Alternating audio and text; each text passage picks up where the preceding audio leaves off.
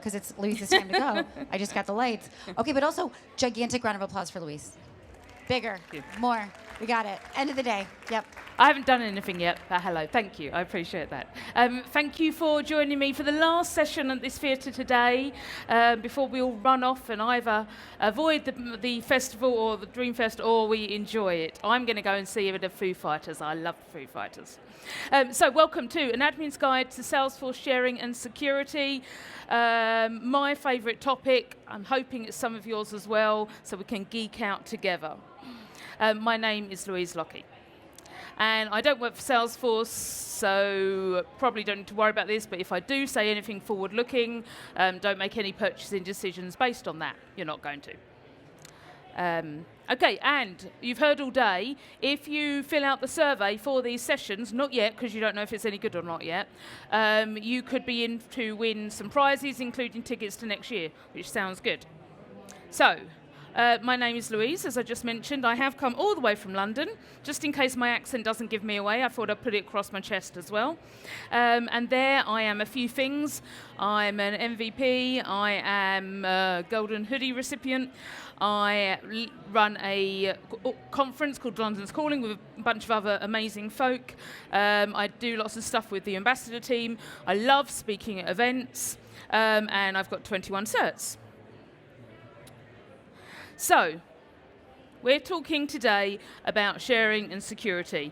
And actually, on that slide, one thing I didn't mention is I'm also a certified instructor. So one of the things I do in my day-to-day is teach people new to the ecosystem, new to Salesforce, the 5-day admin course. And in that course, we spend a chunk of time talking about security. And every time, it's my favourite, so I geek out on it, I get overexcited. But it is complex. And so I think we all need a bit of a refresher. I even do this session for architects as well because, it's so fundamental. So that's a bit of a passion of mine. So today, thinking about an admin's role of sharing and security. So, as an admin, what we've got to remember is that our access points to our system are also our potential points of vulnerability. So it really is important that we don't just blanket give out the same access to everyone, that we don't give them more access than they need, and we use the tools on the system to really design and create the right security matrix. So remember, we've got user access, we've got programmatic access, we've got API access. Each time you connect to an AppExchange app or build an integration, then that is access to your system that needs to be carefully configured. And of course, one point of access that might come out from this is unauthorized access. But we're going to focus today on user access because that's what typically us as admins, we control. And also when I talk about user access, I will also consider integrations and APIs in here as well because they get configured in the same way as a user license does. So, we need to design a data model which is as part of our security matrix. And we always work to the principle of least privilege. Now, this isn't a Salesforce term. This is just a systems software term that you always only give out the access that the person or the tool needs to do the job, no more. And that, of course, means then fairly personalized access. And of course, we all work in different regulations, different industries, and regulations will apply to us, be it based on country, or be it based on you're working in the health sector, or you're working in financial services, or so forth. So some of those might come into your decision-making when you build out your security matrix and your data access model. We always, though, need to consider the user experience, because when we're considering what access do we give people, it's not just about the risk and loss of that data, or someone being able to do something they shouldn't be able to do, or see something they shouldn't be able to see. It's also about the user experience. If I give someone access to every record in the org, they're likely to not be able to find those records that they need to access. If I give them access to every field and every object in the org, they're likely to not be able to see the wood for the trees. So it's being considerate as well as being diligent.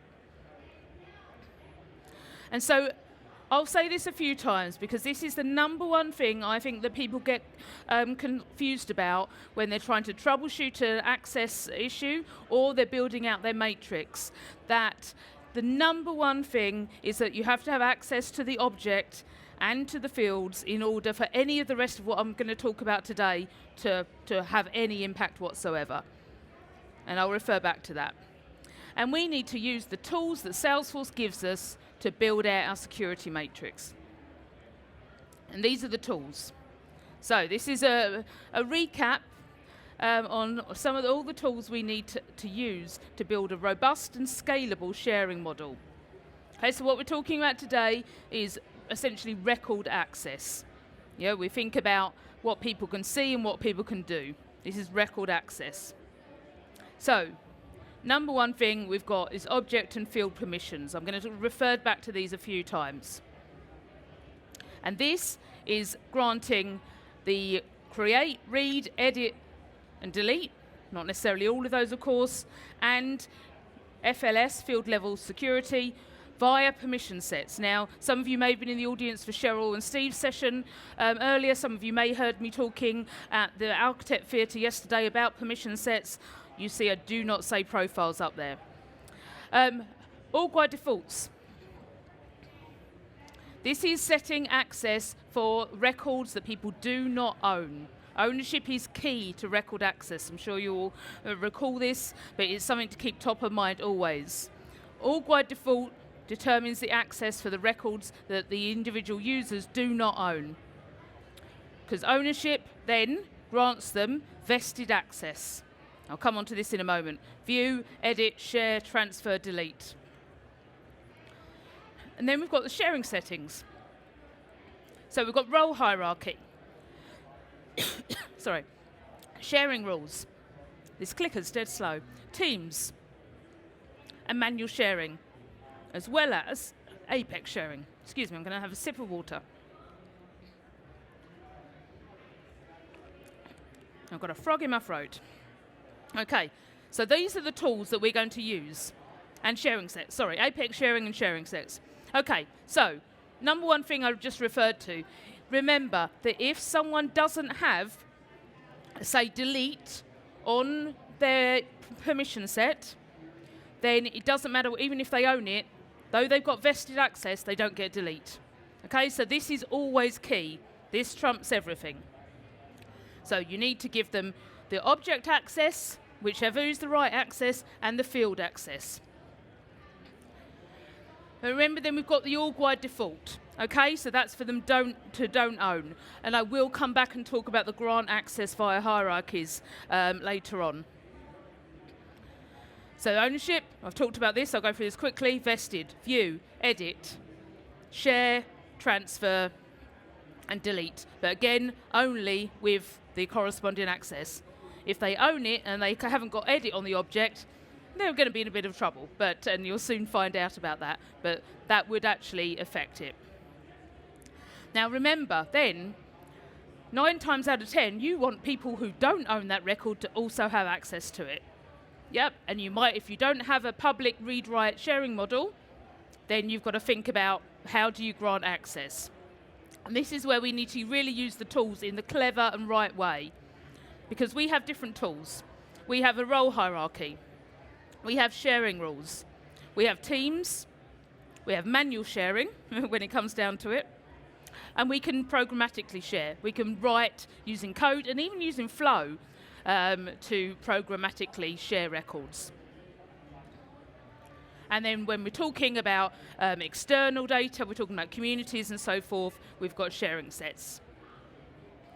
Okay, so this is one of my favorite things to say. If you have one user in your company, one license that should not see one record on an object, then it has to be locked right down to private. So we lock down here, too many clicks, and then we open it up. So that's the number one thing to remember. Now I'm going to touch on restriction rules later that break this somewhat, but on the whole, 99.9% of the time, this is it. If one user shouldn't see one record, it has to be private. If not, best practice is public read only, but of course public read write may well be the right option for you depending on your model. Okay, so we lock it down and then we use the tools to open it up again. So number one tool, first one that you probably want to look at is granting access via the role hierarchy. The reason why I say it's number one is because normally someone's manager wants to see the records, be able to report on them of their team. So that becomes pretty key. And it's the easiest way if you design your role hierarchy with data in mind, not with org structure in mind. People get a bit like, okay, I can't put someone in the wrong box for officially HR will say it's wrong. Well, no. Think about the data model. That's key here. We want to use the role hierarchy to grant access, not anything else. Okay, so we roll that up, and of course it rolls up the lines. It doesn't go across. And then this is where this grant access via role hierarchies is key. Now, we can't untoggle this for standard objects, but any of your custom, you can, and you will see this in things like public groups, and then you can do that as well. So think about when you've got a custom object or you're creating a public group, do I want hierarchies to apply here? Because sometimes you won't. And this is then quite a nice way of disabling that access for an object in particular. Okay, then we've got sharing rules, and sharing rules can be one of two. They can be based on the owner, or they can be based on a criteria. So there's two types, and for sharing rules, you have to identify what records you're sharing, who you're sharing them with, and what access are you giving. And of course, you can only give extra access on top of the org-wide default. Okay, so this is an example of two different ones. One's based on ownership, one's based on criteria. And what you'll regularly see throughout sharing rules is you can grant access to roles and subordinates, and public groups. Okay, but public groups, remember, we'll talk about those in a minute, are very flexible. Okay, so there are two options for sharing rules. Public groups here. So public groups are used throughout sharing. It's probably pretty much what they're used for. So for sharing rules, for reports and dashboards, but remember, you grant access to the folder the reports and dashboards are in, not the actual reports and dashboards. Records, via manual sharing, and also things like files and knowledge. And again, a note there that on a public group, when you set it up, think about, do you want to grant access via role hierarchy there as well? And you can add a public group into a public group. So to create a public group, you can use a role, you can use roles and subordinates, you can use another public group, and in here, you can actually add a single user. Okay. We've got teams, so account, opportunity, case teams. Obviously, they're all those standard objects that have this special functionality. That can be a really good way of sharing with the right people quickly and easily. You can set them up so they automatically are assigned, or they can be manually assigned. And we do have programmatic sharing. So we are here on the admin theatre, so we might not be doing this ourselves. However, I have done this quite a lot via Flow. It isn't as tricky as it needs to, or as it could be, and so it may be something that you've seen when the declarative can't meet the requirement. And of course, then sharing sets. Okay. One thing I want you to always remember. When you're making your changes to your sharing model, you create a new sharing rule, you change an org-wide default, do be very mindful of what's happening behind the scenes, and perhaps choose when you do it very carefully. If you're in a small org, you're not going to notice. But if you're in a big org, it could take a large number of times. Now, the team have done a lot of work on speeding this process up, but still, be mindful of it. And if this is something that's impacted you before, then take a look at some of the changes that are coming about the recalculation, because there's changes afoot in that area. Okay. Now, this is a newer feature that I've talked about a bit. Now, when this came along, I wasn't very happy, because I, for years, have been saying you lock it down and then you open it up again. And this broke that concept, which, I mean, you know, no one considered me in this whole situation. So it does break the standard Salesforce security setup, but it has very good use cases. Okay, so it enables us to remove some record access, and I'm going to talk about considerations and limitations in a moment, without having to do the whole lock it down and open it up again. So, to my mind, I try not to sing at this point. Restriction rules, what are they good for? So you didn't want me to sing. I say they're good for two things. Handling exceptions to the rule, with some caveats in there, or where you can't edit sharing at the moment because they're controlled by parent. Again, considerations in there because they're just quite new. They're starting out. We've got V1 of them at the moment. But this is how they work. We have our normal sharing setup.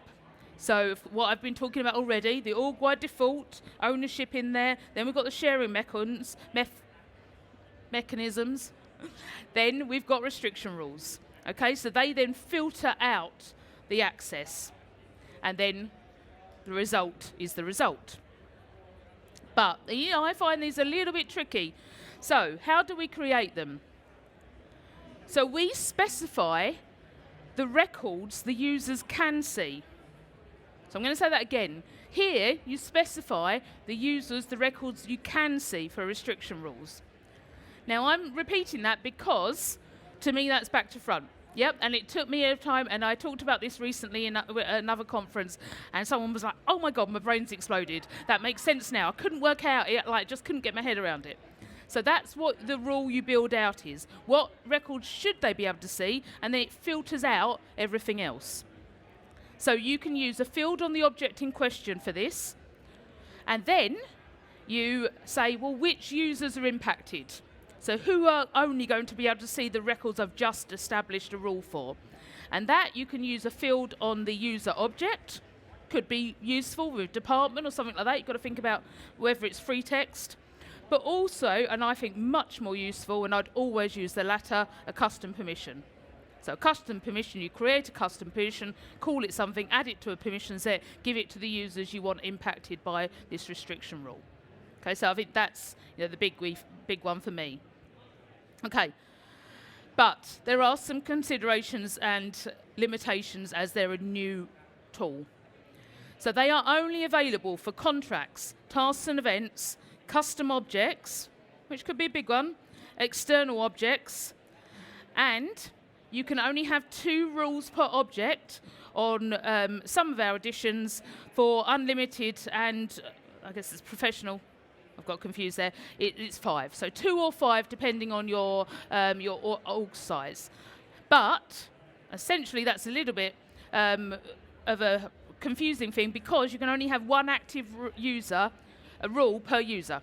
Okay, so me as a user, if I meet the criteria of 1 rule, I can't meet the criteria of the other because obviously they'll conflict. Okay, it's a bit like we can't have defaults on permission sets because you can have more than 1 permission set. Okay, so you've got to think very carefully. Now, looking at the objects we've got here, I truly believe that this whole restriction rules were built and created and have come to fruition for tasks and events. Because I think that was the number 1 controlled by parent master detail object that people were using it for. Okay, people had the need, they wanted to have public read for accounts, but yet didn't want all of the activities on the accounts visible to everyone. So this solves quite a big problem for some people in that position, as long as they can fit in with the only 1 rule can apply to a user and only 2 or 5 rules full stop. Okay, and it's only supported in Lightning. Okay, so they don't apply to code. If it's written in system mode, makes sense, there's no user to apply the rule to. At the moment, we've only got the equals operator, so you've got to think about how you're building out your criteria quite carefully, and you can't use a formula. They apply to most things. I think that's probably everything we'd worry about. So once you apply them, it's not like it can be circumvented by searching or using a lookup. So this is an example of one. I won't keep this on the screen for long because I'm running out of time. You can go and have a look. I have done a much longer session just on this that is available online. If you are interested, connect with me on LinkedIn and I'll give you the details. Okay, so this is the key takeaways here. Remember that view all, modify all will override all of this that I've been talking about. So think very carefully of ever granting that. It's essentially making everyone a system admin. Remember about the access, disabling that grant access via hierarchies. I think that's quite useful for custom objects. Remember that we can mark some events or records as private, but normally you want somewhere in between, not quite private. You want just certain people to see them, and that's where restriction rules can come in. Remember the object permission part. They do need, if they don't have edit, doesn't matter whether they own it or not. If they don't have delete, the same difference. And of course they need read to do anything at all. Manual sharing, be very careful giving people access to do that because obviously it's very hard to track, although there are tools coming to help us track this a lot better. And remember this thing, it's locked down at an org level, an org-wide default level, and then opened up again, with the exception of our little rogue restriction rules that are breaking my analogy there. Okay, so how would we troubleshoot as I finish up? Do they own the record? Check that first. What is the org-wide default of the object? Is it owned by someone in the role hierarchy? Has it been shared with them via sharing rules? Have they been added to a team associated with the record? Have they been manually shared with it? Do you have some programmatic sharing in your org that you're not sure about? Or maybe they're part of a role territory hierarchy and they've been granted access that way. Oops, sorry, went on too quickly. So check these things. Now there are tools coming. Watch this space to help us really not have to do this manually, to be able to do this at a glance and see this at a glance. But you've got to think about all of these elements when you're trying to identify why someone can or can't see a record in the org. But going back to the beginning of building it all out, that's the important thing. I have some resources here. You can scan the code. Please leave feedback in the app. And if you've got friends that are interested in this subject, I will be here again tomorrow at 3 o'clock. And with that, I am over time, so I'll say thank you. Do the feedback, enjoy Foo Fighters or not, and see you all tomorrow. Thank you. Not too bad, 2 minutes. Thank you for watching. We would love to get your opinion on this content, so please leave us some feedback on the comments section below. If you did like this content, give that like button a tap. And of course, if you want to see more videos like this, subscribe to the Salesforce Admins YouTube channel. If you want to learn more about being a Salesforce admin in general, head on over to admin.salesforce.com. Thanks again.